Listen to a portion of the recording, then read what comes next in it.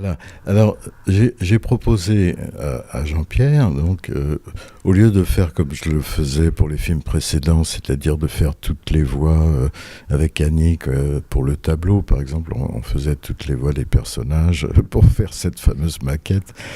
C'était rigolo, mais c'était pas très sérieux.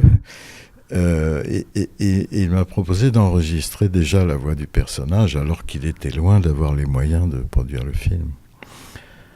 Donc c'était assez marrant parce que je travaillais déjà avec un studio parisien de prise de son et de mixage qui s'appelle Piste Rouge. Et ce sont des amis, ils m'ont fait entendre des voix qui correspondaient assez bien à mon personnage de petite bonne femme, un peu fragile, un petit peu bourgeoise, avec des habitudes de station balnéaire.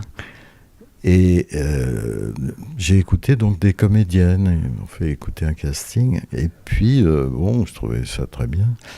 Et puis, par hasard, il me dit, tu devrais écouter Dominique Fro.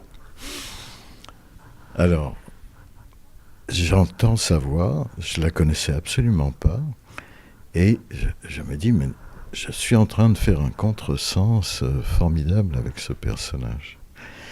Ce type de voix va lui apporter, au contraire, une force, une détermination, une combativité, un caractère de cochon, et puis même une espèce de petite folie, de petite fantaisie formidable qui va compléter le personnage, lui donner plus de poids. Alors c'était drôle parce que en entendant la voix, j'ai corrigé mon personnage et je l'ai fait beaucoup plus grosse, beaucoup plus trapue, voilà, pour exprimer justement cette puissance. Et quand j'ai rencontré ensuite Dominique Fro, je me suis rendu compte que c'était une petite bonne femme tout à fait fluette. On est devenus copains. Et l'enregistrement définitif, après, ça s'est vraiment très bien passé. Louise en hiver est une histoire qui peut paraître même sérieuse et grave à certains.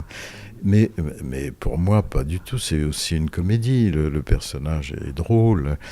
Et j'ai essayé de glisser dans le film quelques moments tout à fait souriants, tout à fait amusants. Mais le public, en général, est intimidé par cette ambiguïté et n'ose pas éclater de rire s'il y a quelque chose. Alors que l'autre soir, à Bruxelles, c'était le cas. Et ça m'a fait énormément plaisir.